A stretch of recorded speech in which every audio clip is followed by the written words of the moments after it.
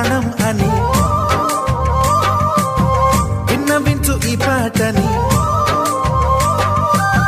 నువ్వు నా ప్రాణమని విన్నవించు ఈ పాటని. ఎక్కడో దూరానున్నా చుక్కలే విన్నా గాని కదిలించలేదా కాస్త కూడా నీ మనసుని.